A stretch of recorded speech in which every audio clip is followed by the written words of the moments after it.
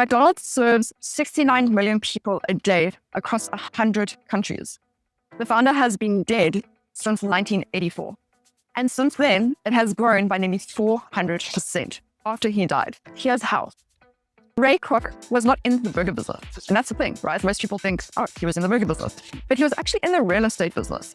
McDonald's owned land everywhere, and the franchise paid rent for the land. The burgers were just the reason that people showed up. But the real reason that it grew by over 400% after he died, it was not the real estate either. The thing is that he documented absolutely everything before he duplicated anything. Every process, every standard way of working, every decision, every framework, every system. So even a teenager that has no life experience, that has no job experience, could walk into any McDonald's across the world and produce the same burger to the same standard with the same taste anywhere in the world. Whether it's London, whether it's Tokyo, Dubai, whatever it is. We've all had a McDonald's, even love it, hate it, whatever. We've all had a McDonald's somewhere in the world and it always tastes the same. He built the system for someone who he had never met. And that's the key, right? He didn't build it around himself. He built it for anyone that could step in, could take over and could create the burger. So he built it not for people who understood how he thought, but for anyone.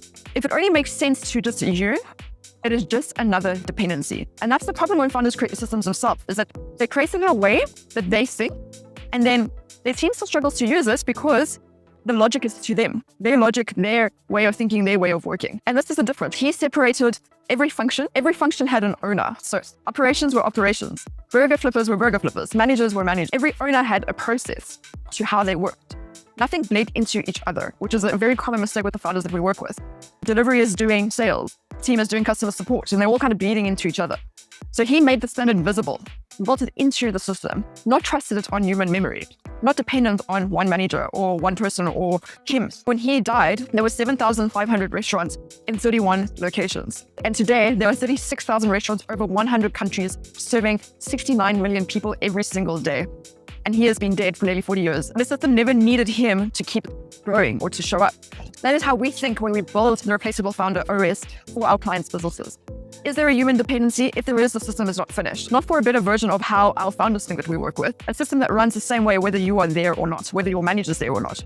So if someone in your team leaves right now, what would happen? We solved that problem. So your legacy continues to grow whether you are there or not, just like McDonald's. And that is the framework that we use when we're building systems for our clients. Is there any human dependency? If there is, then the system is not complete. So if your business stops when you do, that is the only thing that needs to change. If this resonates with you, comment freedom and let's chat.